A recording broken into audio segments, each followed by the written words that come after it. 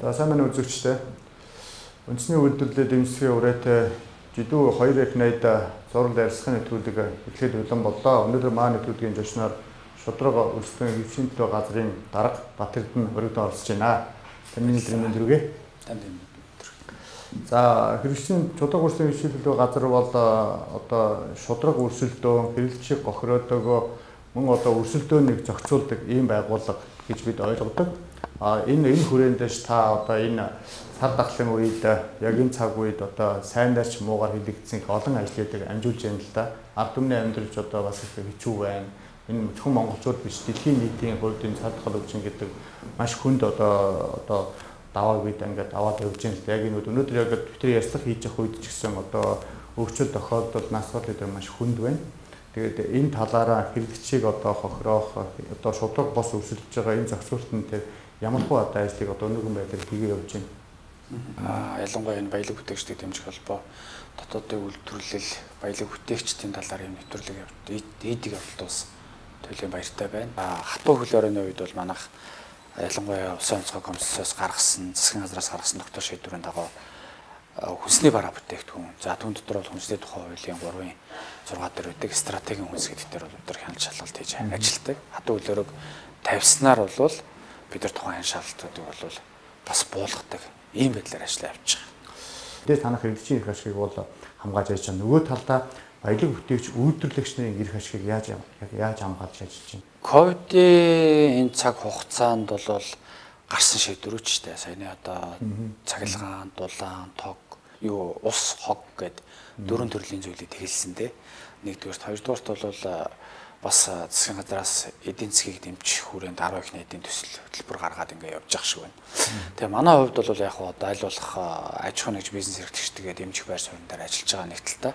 Нөгөө талдаа бол аж ахуйн нэгжүүдээс тодорхой хэмжээний гомдлууд бол ирж байгаа. Тухайлх юм бол хатуу хөл оройны үед өнгөрсөн 20 оны 2 сараас хойш бас тодорхой хэмжээнд үе шаттайгаар 5 удаагийн хатуу хөл орой тогтоочих боллоо. Энэ хөл оройны үед зөвхөн одоо хүнсний худалдаа, эмнэлэг, одоо эрүүл мэндийн салбар гэдэг юм уу, одоо нөгөө аптек эмийн сангаас авах явж байгаа те.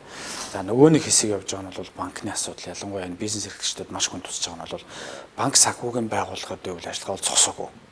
Яалтч байхгүй нөгөө нэг одоо юу гэдэг үйл ажиллагаа зогссон компани аж ахуй нэгж орлого байхгүй болчихж байгаа шүү дээ. Орлого байхгүй болсныгоо дагаад нөгөө талдаа банкнд юм уу, банк ус байдаг юм уу, ломбарднд байдаг юм уу төлөгдөж байгаа төлбөрүүд бүгд.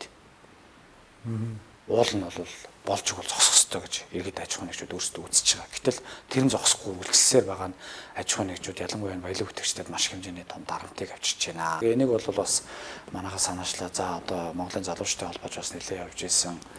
Монголын үндэсний худалдаа аж үйлдвэрийн танхимч бас явж исэн. Айл ал талынхан л хүчээ оролцоо болсон баг. Улсын хурлаа бас яриад зандар шатар дараа санаачлагаа гаргаад зээлийн мэдээллийн сан дотор байгаа нэг 71 орчим мянга л үү дээ.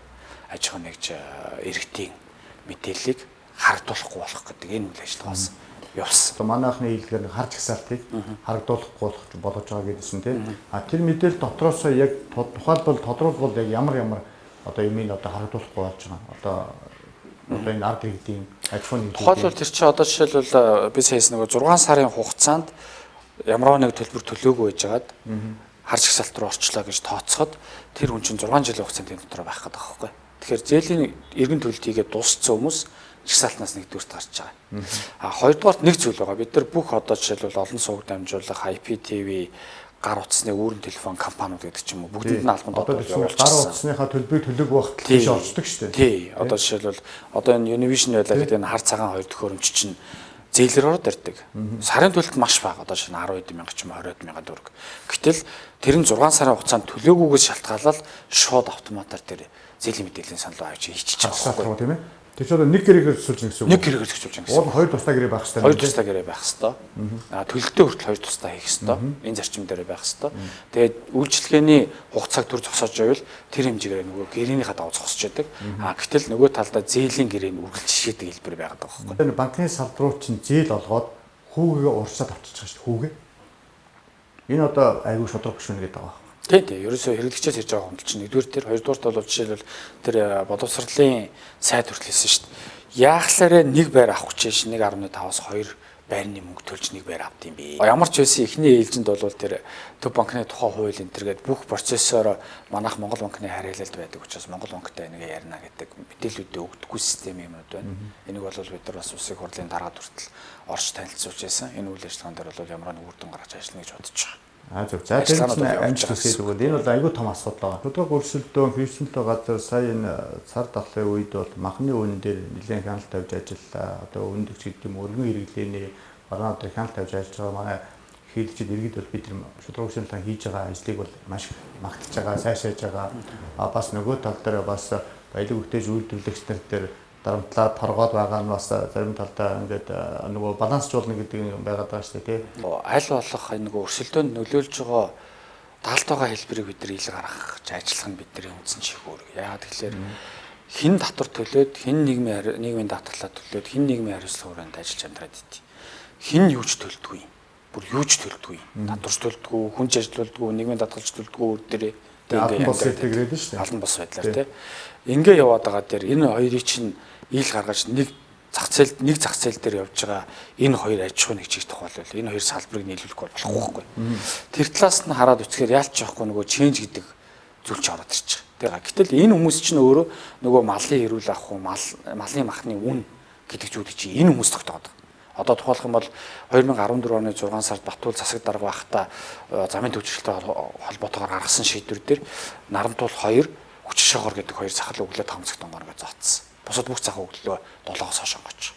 Тэгэнгүүт өнгөрсөн 7 жилийн хугацаанд энэ газар дээр л ялангуяа энэ хүчин шогоор гэдэг газар дээр л бүх бөөний төв төлөрсөн. Энд нь нөгөө махны чинжүүд нь ингээд 6 чинжил байгаа шүү дээ. Тэр нь бол 6 хүн л байгаа шүү дээ. Тэр 6 хүн дээр ингээд бүх юм төлөрсөн. Одоо бараг төр нь өөрөө тэр 6 хүний асуудлыг шийдэж байгаа болсон юм хэлбэрт. Хүчин шавхард гэдэг компани бүтэн жилийн борлуулалтын орлого 780 сая төгрөг татвараар баталгаажсан борлуулалт орлого. Тэгэхэд тэнд өдөрт за одоо яг өвлийн уйлрал хавар цун намар гэдэг ингээд тооцохоор за яг бөөний үн жижиглэнгийн үн хоёроо харьцуулаад 1 кг махны үнийг 10,000 гэж тооцсон. 70 тонн мах өдөрт орж ирээд 10,000-аар үржигдэхэд энэ өдөртөө 700 сая төгрөг байхгүй. Энэ татвар дээр ч байхгүй. Нийгмийн даатгал дээр ч юу ч ордгоо, тэр байгууллагын данс тооцоон дээр ч явдаггүй юм мөнгө. Тэгээ жилээр нь тооцохоор эн чинь 365 хоног оржуулахаар энэ ч бараг 200 бараг 300 тэрбум төгрөг даалт ингээд эдийн засаг дээр явж байгаа. Гэтэл нөгөө талд нь тухайлах юм бол Мах Импекс тий гэдэг ч юм ингээд маш олон компаниуд ажиллаж байгаа. Энэ компаниуд өртөг шингээгээ л ажиллаад байгаа. Ингээл үйлдвэрлэл, эрүүл ахуй, нэмэрдэг шингээл үйлдвэрлэл, нөгөө 21 хоногийн карантиныг барайл, эрүүлсэн маллаа аваал тий. Тэгээд эмч хүрт ажиллаж бүр ингээл уутлаа, савлаа, ингээл өртөг шингээ маш олон бүтээгдэхүүн гаргаж байгаа. Жижиглээд хүртэл ингээ харж. Тэгээ худалдаанд гардаг нөгөө талд нь энэ том зах зээл дээр ямар ч одоо тийм зохицуултгүй салбар байдал руу бараг шилжүүлээд байгаа. Зохицуултгүй хүмүүс оржод ингээ өрсөлдөд байгаа. Тэгэхээр яаж өрсөлдөх юм бэ нэ? Яаж өрсөлдөх юм жоохгүй шүү дээ. Өөрөө хэлж байна. Ченжүүд бол улсад татвар төлөхгүй байна. Тэ дээрс нь ажлын байр бий болохгүй байна. Тэгсэн мөртлөө маш их юм зохицуултуудыг хийж байна. Нөгөө талаараа бол импортын бараа байна. Хямд өртөгтэй бөөндөө ноод ирж байгаа. Зарим бүр гайлтай гайлгүйгээр ингээд ороод ирдэг. Гэтэл энэ хоёрын дунд үндэсний үйлдвэрлэгч нар баялаг бүтээгчид чинь улсад татвараа төлж чинь, нийгмийн даатгалаа төлж чинь, төрөөс түлээсээ төлж чинь, эрүүл мэндийн ахуй одоо бүх шаардлагыг хангаж ажиллаж чинь. Энэ хоёр сегментээс ялгаж авч дэмжих тийм ямар том төрлийн тогтч бодлого байвал зүгээр гэж бодож байна. Одоохондоо бол энэ мэдээж одоо маш хүнд цэрэг өрсөлдөөн бодлого явж байна л да. Яг энэ үндэсний үйлдвэрлэл тал дээр маш хэмжээний гомдлууд ирдэг л дээ. Хэдийгээр одоо төрийн болон орон нутгийн өмчийн хөрөнгө барааж үйлчлэг бодлого авах тухай хууль буюу нөгөө тендерийн тухай хууль байна те. Тендерийн хууль дээр хэдийгээр тэр 16 гэдэг заалтан дээр байдаг нөгөө дотоодын үйлдвэрлэл ялангуяа тухайн тендерт оролцогч нь орлуулахааргүй хэмжээний бараа бүтээгдэхүүн байвал импортыг олчиж байгаа шүү дээ. Монголд үйлдвэрлэдэг бүтээгдэхүүн бол импортоор авч болно гэдэг заалт. Гэтэл байсаар байтал дотоодынхаа дэмждэггүй гаднаас ингээд тухайн тендерүүд төрн өөрөөр явуулаад идэг. Дэмжиж идэг. Төрийн байгууллагууд дэмжиж идэг. Энийг одоо яралтаа тэр төрийн болон орон нутгийн хэмжээний хөнгөөр барааж үйлчлэх бодлого авах тухай хуулинд өөрчлөлт оруулах хэрэгтэй гэж харж байгаа гэдэг. Энэ өөрчлөлт оруулах асуудлуудыг бол бас явуулж байгаа. Тэгэхээр одоо бид нар энэ дээр яаж ажиллах вэ гэхээр ялангуяа танаа баялаг бүтээгчдийг дэмжих холбоотой бид нар хамтарч ажиллаад яг энэ төрийн механизм дээр ямар бодлогод явах хэрэгтэй. Одоо та өөрөө ч гэсэн урд нь оролцож байсан нөгөө эдийн засгийн форум байл тэ. Чи 2 жилд нэг удаа болдог. зүгээр юм уриалсан байдлаар яриад дуусах биш. Тэндээс нэг шийдвэр гараад уриалга гардаг биш. Тэнд бодлогын төвчний өөрчлөлтүүд нь явж идэг баймаар. Эрүүл ахуй хувьд ч гэсэн тодорхой хэмжээний гарах шийдвэрүүд нь явж идэг баймаар ч юм уу те. Нөөд төлөөд аж ахуйн нэгжинд бүртгэлд ороод яг 10%, 20% гэдэг рүү орохоор тэр компанид маш хэцүү болчиход байгаа нэгтэлтэй. Яагаад хэцүү болчиход байна гэхээр уул нь явах хэвээр. Яагаад хэцүү вэ гэхээр нөгөө талд нь хизээч нөөд төлдөггүй, хизээч баялаг бүтээдэггүй хүмүүс нь тэр өрсөлдөөнтэй зах зээл дээр байнгын зах зээлийн 70-80% ингээ эзлэн явагддаг. Эн чинь өөрөө яалтч байхгүй нөгөө талдаа маш хэмжээний дарамтыг яг жинхэнэ шударгаар ажиллаж байгаа аж ахуйн нэгжүүд дээр оруулчихж байгаа. Өрсөлдөөнд юу нөлөөлж байна? Хэрэглэгчдэр ямар асуудлууд байна гэдгийг гарах үднээс асуулга цэгийн мэнээр дамжуулаад олон нийтэд санал асуулга авсан. Энэ асуулгын өрөөнд бол төрөөс олгож байгаа давуу байдлыг бол болиулмаар байна гэдэг аж ахуйн нэгжүүдээс маш хэмжээний санал орж иж байгаа. Нөгөө тариал эрхлэлтийг дэмжихсэн, нөгөө жижиг дунд үйлдвэрлэлийг хөгжүүлсэн, нөгөө хөдөө аж ахуйг дэмжихсэн ч юм маш олон сангууд байгаа тийм халамжийн сангууд энэ төр. Энэ дээр чинь төрийн бодлого гараад нэгтэлтэй нөгөө талдаа баялаг бүтээгчдийг ерөөсө хөгжил рүү нь оруулахгүй байна гэдэг. Уул нь бол чинь төр хөгжүүлэх гэж өгöd байгаа одоо дэмжлэг байдлын мөнгө очиж байгаа шүү дээ. Гэтэл хаана асуудал нь үүсчихэд байна гэхээр барилгын цонх үйлдвэрлэдэг одоо 157 компани л яг өнөөдрийн байдлаар 157 компани тусгай зөвшөөрлөлттэй.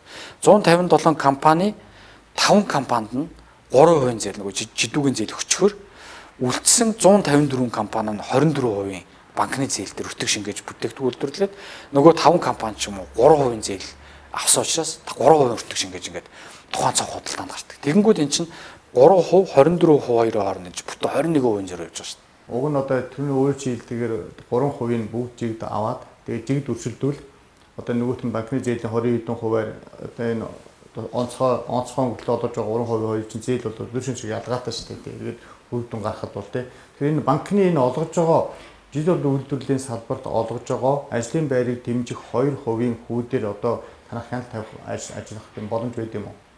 Одоо тэр санал гомдлоо чиг өөрөг бол манад бол байхгүй. Гомдол бол ирж ирсэн. Жишээлбэл ямар хоёр төрлийн гомдол ирж ирсэн. Нэг гомдол нь юу байсан бэ гэхээр за ялангуяа нөгөө нэг сая энэ жил хатуу хөлөөрөө тогтооход өндөг гэдэг зүйл хүмүүс ямар хэрэгэлдэг болсон бэ гэдэг нь.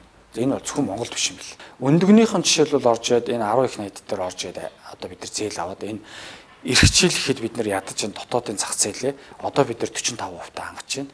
Бид нар ядаж 60% та хангая, 20% нэмж хангая. Энэ дээр дотоодын зээл өгөөч гэсэн чинь олдохгүй байна гэж байгаа байхгүй. Энэ гомдол орж ирж байна. Хоёр дахь гомдол нь бол яг гоо бид нар хэн шалгалт хийгээг учраас сайн мэдэхгүй байна. Гэхдээ яг манайх дээрсэн гомдлыг биелэх гэж байгаа. Манайх 250 сая төгрөг зээл гэсэн чинь 3 авах гэсэн чинь банк нь өөрийнхөө зээлийг давхар өгöd байна. Жишээлбэл 250%-ийн та 50%-ийн 3% авах, үлдсэн 50%-ийн тэр нэг 10%-аас дээшээр нэг хэдэн 14.5%-аар ав гэсэн. За одоо нэг тийм юм ирж ин гэдэг байгаа. Банкны тийм гаргачингууд аж ахуйн нэгжүүд ямар аргаар хэрэгжилж ийн гэхээр үндсэн 250 өөрсдөө 3%-аар аваад нэмж 250-ыг 12%-аар авангуудаа тэр 12%-аар авсныгаа өөр аж ахуйн нэгжүүдэд өгч байгаа. Өөр хүнд өгч байгаа жишээл өөрсдөө. Цааш нь уу? Цааш нь. Ийм процесс нь болоход буцаагаад өгчөж байгаа юм байл шүү дээ. Авчаад одоо тэгээд хугацааны улаан байдлын юм гараад ах шиг. Манай энэ хамгийн гол проблем бол энэ импортын бараал байгаа л та. Хямдхан импортын бараатай манай үндэсний үйлдвэрлэгч нар өрсөлдөгд маш хүнд байна, хэцүү байна. Энэ хямдхан бараа чинь бэлэн бүтээгдэхүүн орж ил Монголд шууд зарагдаж штэ. Зарим одоо бараагаа Монголд үйлдвэрлээ, зарим нь одоо эсвэл гадаачны үйлдвэрлэл, эсвэл 100% гадаад үйлдвэрлэж энэ Монголд үйлдвэрлэв гэж орж ирээд байна л да. Тэр бол ялч байхгүй. Нэгдүгürt бол хэрэглэгчийг дөрвөлж байгаа асуудал. Мөн үгүй л мөн. Өрсөлдөөнд ялч байхгүй нөлөөлж байгаа. Одоо тухайлах юм бол яг тэр бараа бүтээгдэхүүнийг Монголд үйлдвэрлээд идэг. Өртөг шингээгээд жоохон үнэтэй гарчаад байдаг. Гэтэл яг тэр бараа бүтээгдэхүүнийг хятад авчид үйлдвэрлүүлээд арай хямд өртөгтэй газар үйлдвэрлүүлээд аваад ирэхээр тэрнээс хямд гарчаад байдаг. Процесс нэг байна. За нөгөөх нь бол бүр ижил төстэй бараа бүтээгдэхүүн ч байна. Жишээлбэл тарг гэхэд нэг тарг байлгахад гаднаас сахиж нэг импортын тарг оруулж ирээд зарж байгаа ч юм уу те. Ийм процесс юм байна. Мэдээж одоо параллелын явж байгаа эдийн засгтай худалдаатай холбоотой асуудал бол зөвшөөрнө.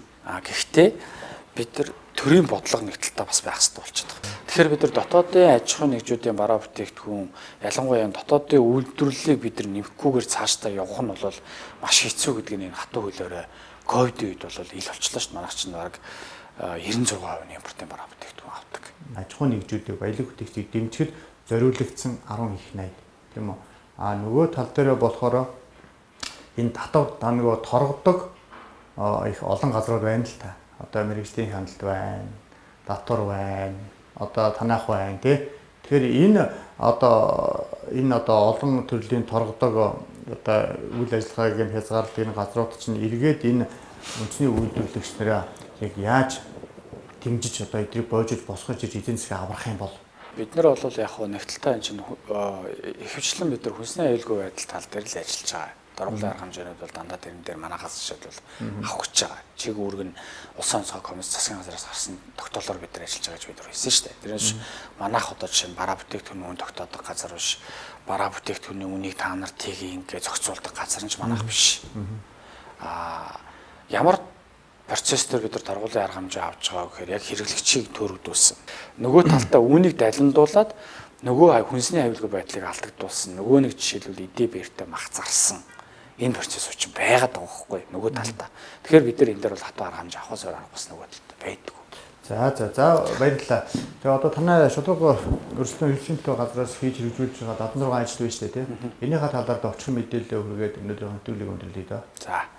Манайх би түрүү нэвтрүүлгийн анханд хэлсэн өрсөлдөөн болон хэрэглэгчийн асуудлыг барьж үлдмээр байгаа. Тэр Монгол хэлний тухай хуулийн дээр бид нар хяналт тавьж байгаа ямар шаардлага алга, сонгуулийн тухай хуулийн дээр хяналт тавьж байгаа ямар шаардлага алга, тэр нөхрөлийн тухай хуулийн дээр хяналт тавьж байгаа ямар шаардлага алга. Эднэрг бол одоо бид нар бүгдийг тэр хариалах байгууллагууд руу шилжүүлмээр байна гэдэг хүслийг шадар садар өргүүлж байгаа. Тэгээ энэ өрсөлдөөн хэрэглэгч гэдэг үндсэн гол юмнуудаа авч үлдээд тэрэн дээр л бид нар ажиллах шаардлагатай. Тэгээ бид нар бол 2021 оны үйл ажиллагааны стратеги төлөвлөгөө бид нар шадар садар батлуулдаг. Тухайн батлуулах хүрээндээ бол энэ жил яг бодит юмнууд хийчих юу их үгээд энэ 76 асуудлыг гаргаж тавьсан. Тэгээ 76 гэдэг асуудал маань уул нь бол ямар утгатай вэ гэхээр нэг байгууллага 76 асуудал шийдвэрлэнэ гэдэг бол маш хэцүү. Маш хэцүү. Улсын хурлын 76 гишүүн буюу ард түмний төлөөлөл болсон энэ мандат аваад сонгогдсон энэ гишүүд маань нэг гишүүн нэг асуудлыг шийдэх явна гэдэг бол маш амархан байхгүй. Яг хэрэглэгчээс өөрсдийг нь оруулж ирээд жишээлбэл тухайн өдөр ингээ бид нар хамтраад ажилладаг. Ямар асуудал өндгөө тэр асуудал дээр ямар зөв шийдлүүд нь байна. Таны нүд дээр яаж төрийн байгууллага шийдвэр гаргаасаа гэж хүсэж байна гэдэг. Энэ дээр бас одоо 2 удаа бид нар хэрэглэгчдээр явцсан. 3 удаагийн нэвтрүүлэг энэ контентыг бол баялаг бүтээгчдээр байгаасаа гэж бид нар хүсэж байгаа. Тэгээд 6 сарын 30-ны өдөр таныг бас албаасаар урьж чинь шудраг өстэй хэлшин төлөө газрын дараагийн нэг өдрөөр бас зочлооч гэж албаасаар хүсэж байна. За баярлалаа. Тэгэд би бол одоо айгүй хүнд хэцүү өрлөг хүлээж авч байна. Ягаад гэвэл үйлдвэрлэгч нар баялаг бүтээгчтэй төлөөлдөг төрийн бус байгууллагыг толгоолдог учраас манайх ч өөрөө 21.330 сувын салбар нэгжтэй. Тэгээд би бас өөрөөс ч бас асуух гэж байгаа одоо орчлолтоо энэ танай шудраг ус өрсөлдөөний газар бол одоо нийслэл үйл ажиллагаа явуулж байна. Хөдөө аймаг сундуудын эрх ашиг, хэрэглэгчийн эрх ашигыг яаж хамгаалж байна? Хичнээн салбар нэгжтэй, хичнээн одоо байцаагчтай бас ажилт юм бол. Гэхдээ одоо бид чинь аймгийн засаг дарга нартай л зөвшөлдсөж байгуулж байгаа. Эрдэнэ хотод байна. За Орхон аймаг гэсэн үг. Увс аймаг сайхан томиллоо, Дорногов аймаг сайхан томиллоо. За Өвранга аймагт байна. Өмнөгов аймагаас сая нэг бичиг ирсэн баг шиг байна. Бас те ингээд нэг аль болох бас тодорхой хэмжээнд ядаж ийм салбарын гişгэхэд нэг эрх хүхийн албан тушаалтан бай улсын байцаагч ажиллах төвшөнд бол аймгийн засаг дарга нартайгаа ярилцаад ингээд нэг эренж болтгоо явуулж байгаа. Одоохор бол ямар ч нэг 6-7 аймаг дээр ингээд зогтчих шиг байна. Тэр байцаагч ядаж нэг байцаагчтай байна гэдэг маань нэг байцаагч болтгоо тухайн орон нутагта хэрэглэгчийг хамгаалах тал дээр бас ажиллаа явуулчихна. Яг өнөөдрийн цаг үед бол нөгөө цар тахал нэлээд тархалтай өндөртэй байгаа учраас бол төмнөх хувьд аж ахуйн нэгжийн хувьд үйл ажиллагаа хэвээ явуулахад маш хүнд байна л та. Тэгэхээр одоо ингээд хамгийн ихний эжэнд бол бараа бүтээгдэхүүн үнүүд одоо маш өсөж байгаа. Одоо ч өсөөл байна. Тэгэхээр энэ тал дээр танай байгууллага ер нь бол тийм баланс тэмцэрэг байж маш одоо чухал үед танай байгууллагын ажил бол одоо оюутны өдөр шингөө маш ихсгэнэ. Ер нь цаашдаа ч улам ихсгэнэ. Одоо яг маш олон төрлийн барааны үн ашиг өсөх гэдэг шүү дээ. Ер нь л тийм. Тэгэхээр ард түмний гар дээр мөнгө байхгүй байгаа, ажил байхгүй байгаа. Тэр ажил хийхээр одоо бараг л хатуу хөлөөрөө тогтоох уу, мэрж наадмаа хийх уу юу гэж ярьж байна тийм. Асуудал аягүй хүндэрч байгаа үед танай салбарын ажил амжилт хүсье. Мэдээж иргэдийнхээ эрх ашигыг хамгаалах, бизнес эрхлэгчтэйгээ шударга өрсөлдүүлэх тийм. Одоо балансыг бариулах тийм ажилд их амжилт хүсье. Өнөөдрийн төлөвлөгөөг хүлээн авч оролцсонд баярлалаа. За ингээд энэ үрээд За баярлалаа. нэвтрүүлэг өндөрлөж байна. Дараагийн дугаар уулзсан руу баяр та.